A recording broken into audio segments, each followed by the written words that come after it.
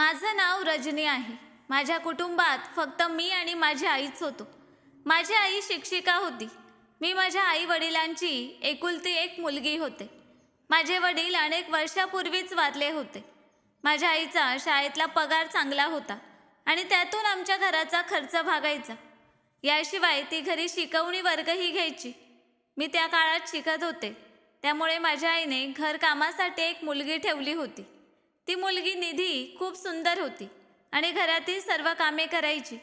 माझ्या आईला घरकामासाठी वेळ नव्हता आणि मला माझ्या आईने खूप लाडात वाढवलं होतं। लग्नाआधी मी घरातलं कोणतंही काम करायचे नाही। मी खूप शिकलेली आहे। जसजशी मी मोठी झाले तशी माझ्या आईने माझ्यासाठी चांगलं नातं पाहून माझं लग्न लावून दिलं। पण लग्नाच्या 6 महिन्यानंतर माझी आई या जगातून निघून गेली। माझं लग्न चांगल्या कुटुंबात झालं होतं। माझ्या नवऱ्याची नोकरी चांगली होती, पण काही काळानंतर घरात अडचणी येऊ लागल्या।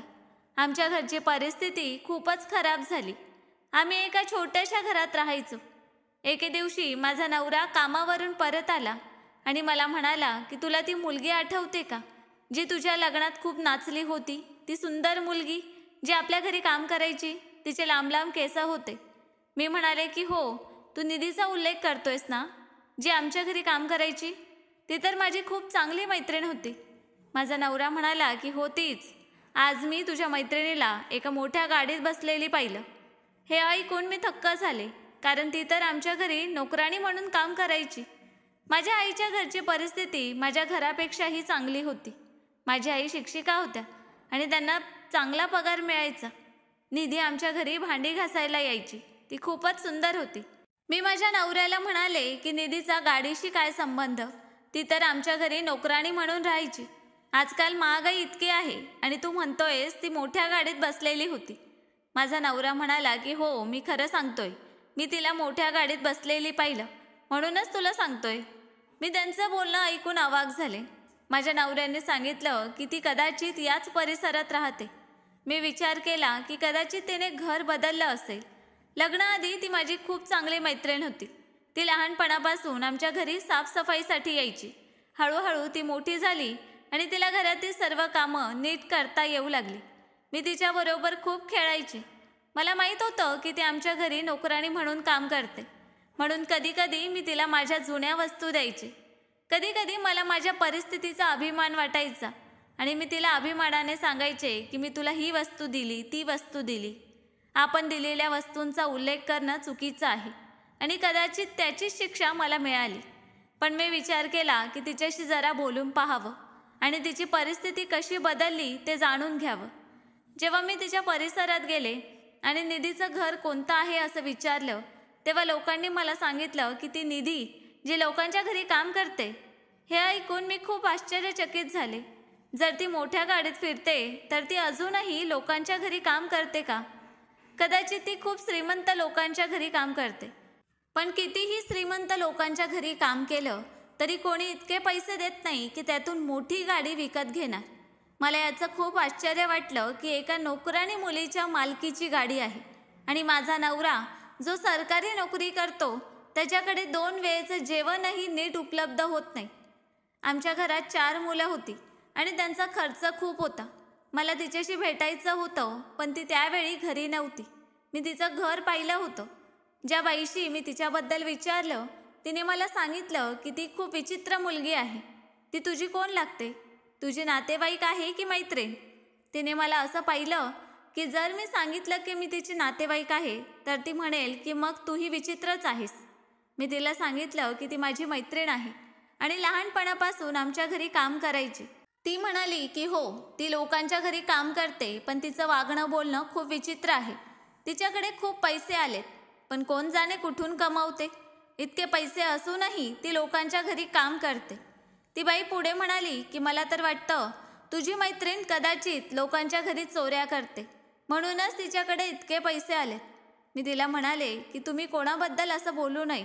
मला अजूनही निधी काय करते काय नाही याची खात्री नव्हती।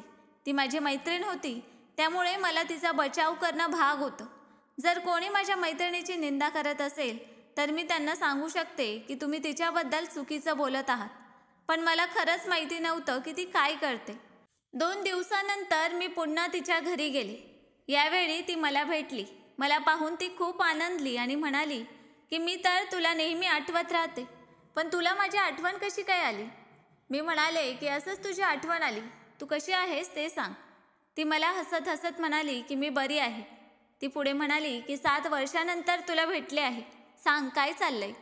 मी म्हणाले की काय सांगू, मुलांमुळे मी खूप व्यस्त आहे. माझी 4 मुलं आहेत, त्यामुळे नेहमी त्यांच्यात गुंतलेली असते. आज मोठ्या मुश्किलीने तुझ्यासाठी वेळ काढला. आज माझ्या नवऱ्याची सुट्टी होती, त्यामुळे मुलांना त्यांच्याकडे सोडून आले. मी पुढे म्हणाले की मुलं खूप त्रास देतात, म्हणून त्यांना घरीच सोडलं आणि तुझ्याशी गप्पा मारायला आले. जेव्हा मी तिच्या घरात गेले तेव्हा तिच्या घरची परिस्थिती पाहून मी थक्क झाले. तिच्या घरात मोठी LED TV होती आणि कूलर होतं. मी म्हणाले की हे सगळं काय आहे? तुझं घर पाहून तर मी अवाक झाले. मी ऐकलं होतं की ती अजूनही लोकांच्या घरी काम करते. मी खूप विचारपूर्वक बोलत होते, कारण मला वाटलं की निधीला माझ्या बोलण्याचा राग येऊ नये. कदाचित ती असा विचार करेल की मी तिची मैत्रीण असूनही तिच्या सुखी जीवनाचा हेवा करते किंवा तिच्या यशाबद्दल आनंदी नाही. मी फक्त एवढंच म्हणाले की तू अजूनही नोकराणी म्हणून काम करतेस ना, मग तुझ्याकडे इतके पैसे कुठून आले की तू एखाद्या श्रीमंत घरात काम करतेस? तेव्हा तिने मला तिची कहाणी सांगितली आणि ती ऐकून मी तर थक्कच झाले. ती म्हणाली की मी फक्त एकाच घरात काम करते आणि माझ्या कमाईतूनच हे सगळं केलं आहे. निधी पुढे म्हणाली की तुझी आई खूप चांगली होती. मी तिला माझ्या आईसारखीच मानायचे. तिने मला नेहमी मुलीसारखं प्रेम दिलं. तुझ्या लग्नानंतर तुझी आई या जगातून गेली. तू तुझ्या आयुष्यात व्यस्त झालीस, पण माझ्या आयुष्यात काहीच नव्हतं. तुला माहीत आहे, मी लहानपणापासून अनाथ आहे. माझं कोणीच नाही. मी लोकांच्या घरी काम करत राहिले आणि मग मला एका खूप श्रीमंत घरात नोकरी मिळाली. ती एक मोठी हवेली आहे, जिथे 4 भाऊ आणि त्यांची आई राहतात.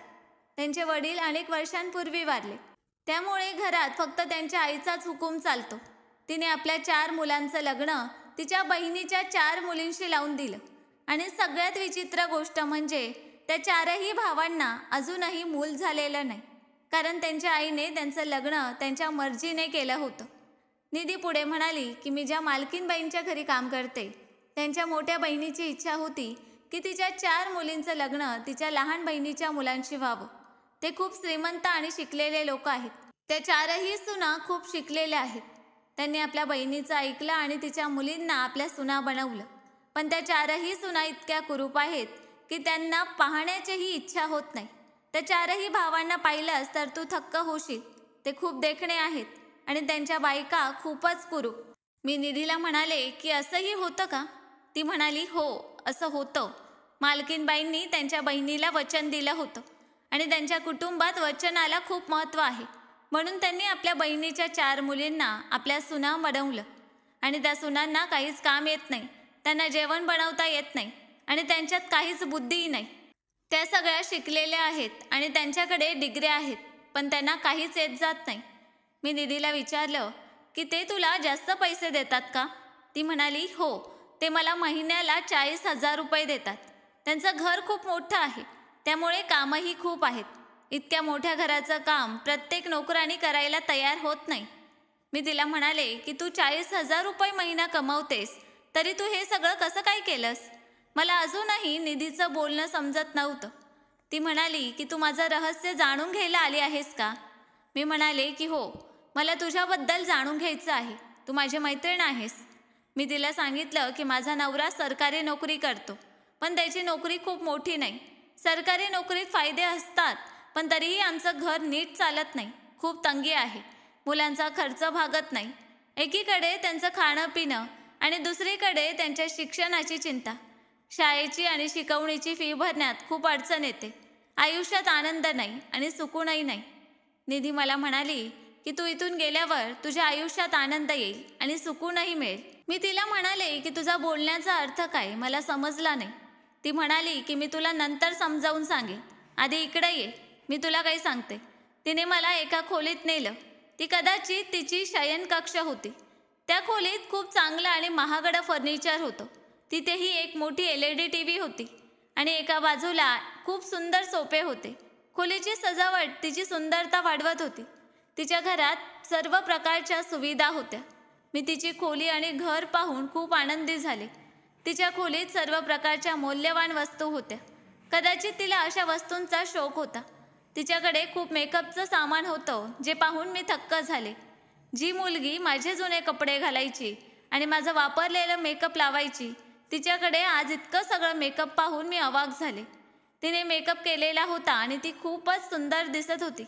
माझ्या लग्नाला 7 वर्ष झाली आणि माझी 4 मुलंही झाली. तिला 7 वर्षानंतर पाहिल्यावरही ती अगदी तशीच दिसत होती जशी ती पूर्वी होती. ज्या बायका माता होतात आणि गृहस्थी सांभाळतात त्यांची थोडी बरी परिस्थिती खराब होते, पण ज्या बायकांना गृहस्थीची काळजी नसते त्यांच्यावर काहीच फरक पडत नाही. ती एक अल्बम घेऊन आली आणि म्हणाली की हे पहा. मग मी तुला बाकी सांगते. जेव्हा मी अल्बम उघडला तेव्हा पहिल्या फोटोत माझ्या पायाखालची जमीनच सरकली. त्या फोटोत निधी एका माणसाबरोबर उभी होती जो फारसा चांगला दिसत नव्हता. तो खूपच वयस्कर दिसत होता.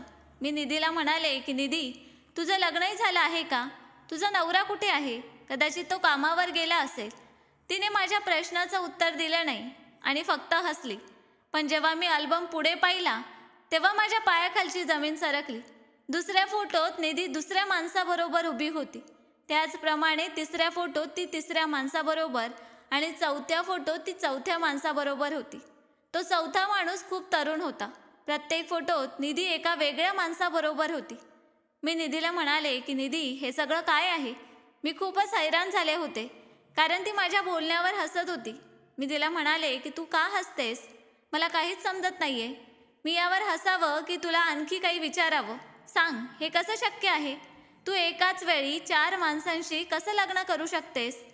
ती मला म्हणाली की मी खूपच चतुर आहे.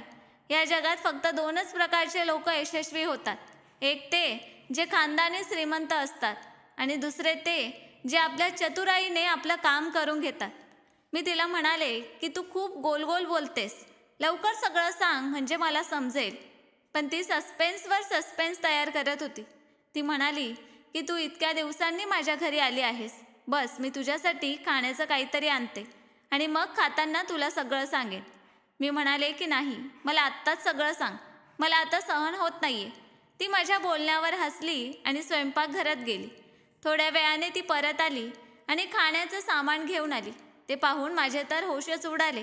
तिने चहासोबत पिझ्झा, नमकीन, बिस्किटं, फळं, सुका मेवा आणि न जाणे काय काय आणलं होतं.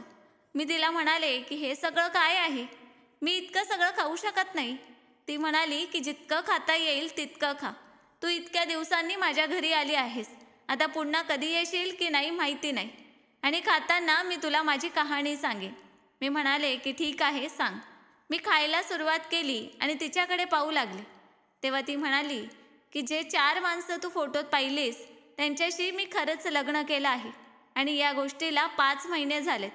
त्यांच्या बायकांना याबद्दल काहीच माहिती नाही आणि या 4ही भावांना आपसातही माहिती नाही की मी त्यांच्याशी लग्न केलं आहे. प्रत्येकजण मला आपली बायको समजतो. त्यांना त्यांच्या बायकांपासून मूल होत नाही म्हणून त्यांनी माझ्याशी मुलांसाठी लग्न केलं आहे. मी त्यांना खूप कष्टाने पटवलं. तुला माहीत आहे मी किती सुंदर आहे. माझ्यावर कोणीही सहज फिदा होतं. पण या सगळ्यांना माझ्या जाळ्यात अडकवण्यासाठी मला खूप मेहनत करावी लागली. ती पुढे म्हणाली की काहींना माझी सुंदरता आवडली म्हणून मी त्यांना माझ्या सौंदर्याच्या जाळ्यात अडकवलं. काहींना मुलाची हौस होती म्हणून मी त्यांना मुलाचं लालच दाखवून पटवलं. मी त्यांना समजावलं की मुलांशिवाय खानदानाचं नाव पुढे जाणार नाही. 3ऱ्या नंबरचा भाऊ खूपच हुशार होता. त्याने मला सांगितलं की लग्न झाल्यावर मूल होईल आणि मग तो मला घटस्फोट देईल कारण त्याला फक्त मूल हवं होतं. त्याने सांगितलं की तो मुलाला त्याच्या बायकोचं समजेल. मी म्हणाले की ठीक आहे, मला मान्य आहे. आणि 4था भाऊ, त्याची तरुणपणाची सुरुवात झाली होती. तो माझ्यावर आधीपासूनच फिदा होता. आणि मजेदार गोष्ट म्हणजे हे 4ही भाऊ एकाच घरात राहतात. मी या 4घांशीही लग्न केलं आहे आणि ही लग्न फक्त करारावर झालीत. ज्याला मूल हवं होतं त्याला मूल दिलं. ज्याला माझी सुंदरता आवडली त्याने आपली इच्छा पूर्ण केली. आणि तो 4था भाऊ, तो तर मला सोडायलाच तयार नाही. तो म्हणतो की मी तुझ्यासोबत कायम राहील. निधी हे सांगून हसली. मी तिला म्हणाले की निधी, तू असं कसं करू शकतेस? तू लोकांना फसवतेस. हे तर चुकीचं आहे की तू मला खोटं सांगतेस. असं होणं शक्यच नाही. एक बाई एकाच वेळी 4 माणसांना कशी फसवू शकते?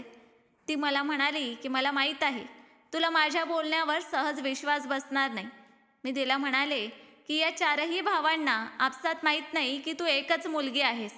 ती म्हणाली की आत्तापर्यंत या 4घांपैकी कोणालाच याबद्दल काही माहीत नाही. मी तिला विचारलं की तू हे सगळं करून काय साधणार आहेस? ती म्हणाली की मी कोणाला फसवत नाही. तू माझी पूर्ण कहाणी ऐकलीस तर तुला सगळं समजेल. मी मनात विचार करू लागले की ही पूर्ण कहाणी काय असू शकते. ही बाई जी काही करते आहे ते पूर्णपणे चुकीचं आहे आणि कोणत्याही प्रकारे योग्य होऊ शकत नाही. ती मला पुढे काय सांगणार आहे? पण ती पूर्ण कहाणी सांगण्याआधीच तिला कोणाचा तरी फोन आला आणि ती त्याच्याशी बोलण्यात व्यस्त झाली. ती 1 तास फोनवर बोलत होती. मी तिथे बसून इकडे तिकडे पाहत होते. मला आता घरी परत जायचं होतं कारण मला खूप उशीर झाला होता. तिने फोन ठेवल्यावर मी तिला म्हणाले की आता मला जावं लागेल. ती म्हणाली की तू माझी पूर्ण कहाणी ऐकून जा. मी तिला म्हणाले की पुन्हा कधी ऐकेन. माझा नवरा खूप रागवणार आहे. मला आधीच खूप भीती वाटत होती. शिवाय मी मुलांना त्याच्याकडे सोडून आले होते. मुलं त्याला खूप त्रास देत असतील. मी पुन्हा येईन. निधी मला म्हणाली की चल, जेव्हा तू पुन्हा येशील तेव्हा तुझ्या सगळ्या समस्या सुटतील.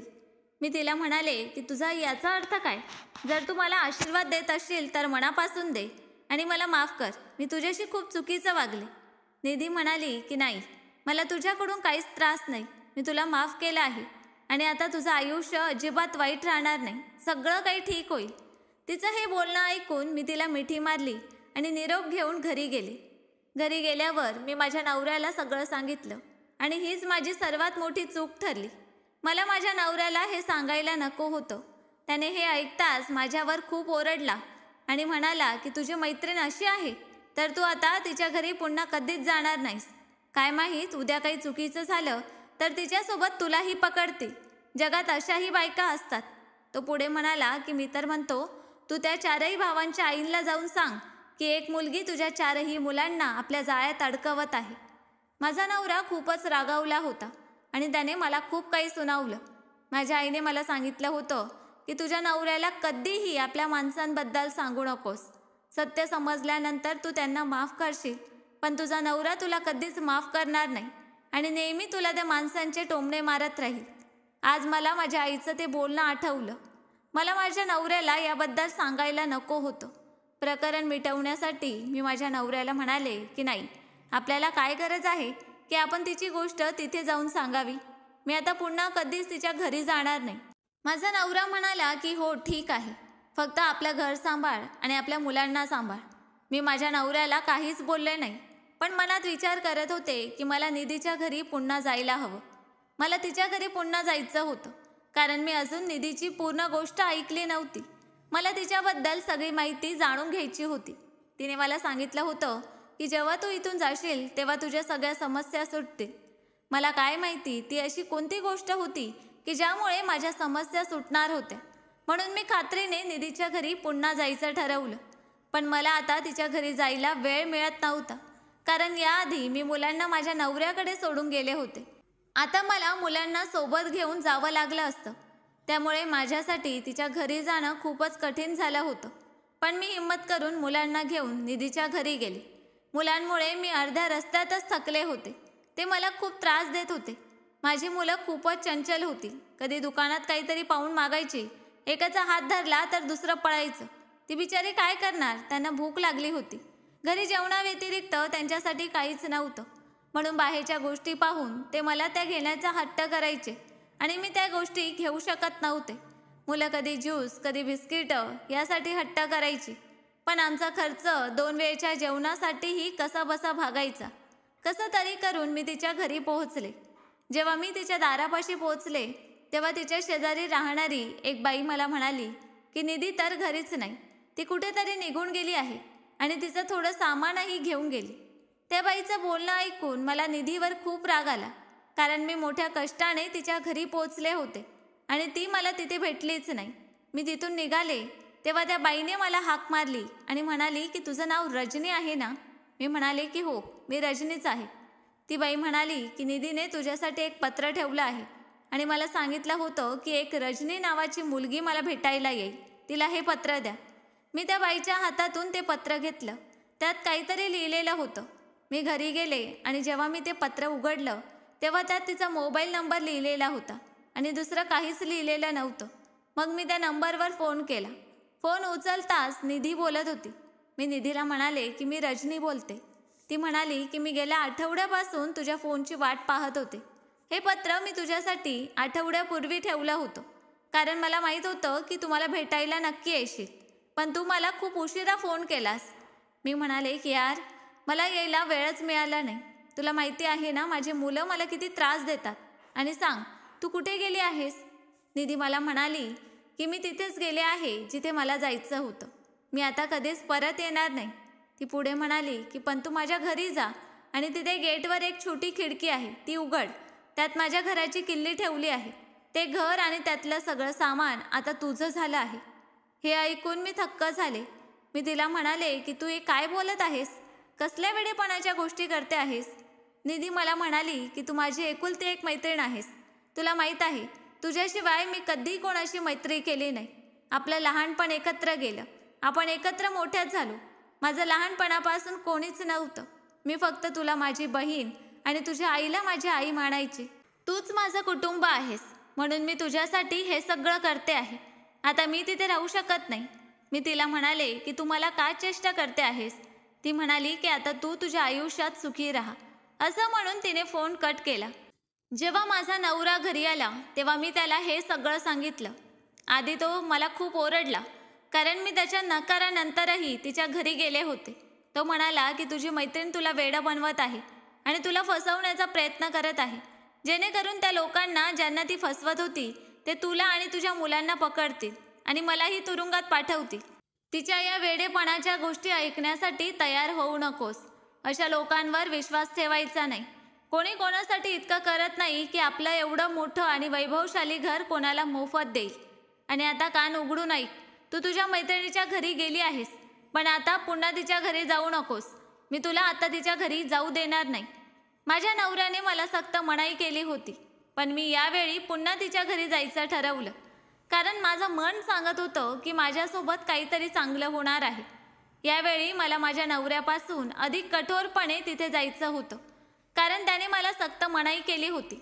पण तरीही माझा नवरा घराबाहेर पडताच मी मुलांना घेऊन निधीच्या घरी निघाले. जेव्हा मी तिच्या घरी गेले आणि तिने फोनवर सांगितलेली गेटची खिडकी उघडली तेव्हा तिथे खरंच किल्ली होती.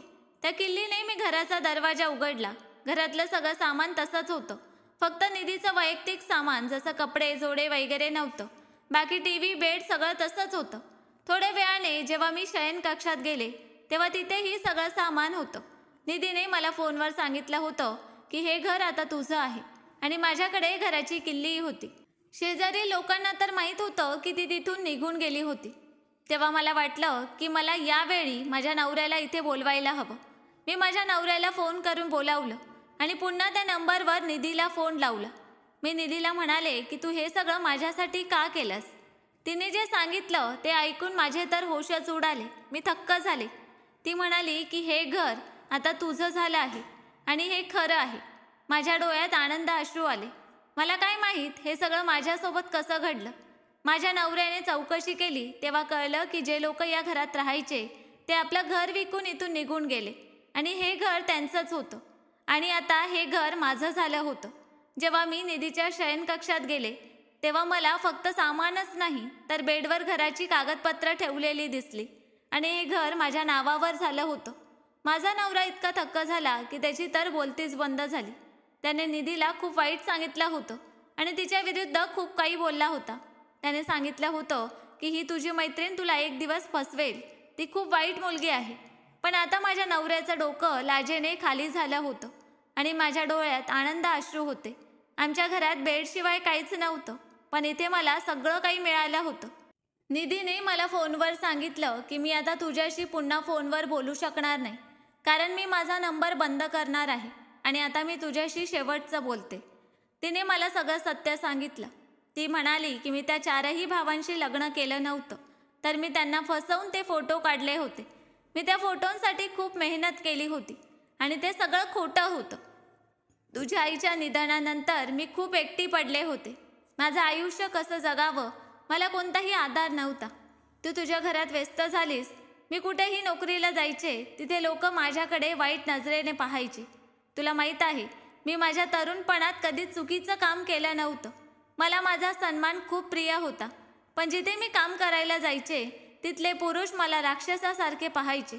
मला खूप भीती वाटायची. कोणी माझ्याशी लग्न करायलाही तयार नव्हतं, कारण माझं स्वतःचं कोणतंही अस्तित्व नव्हतं.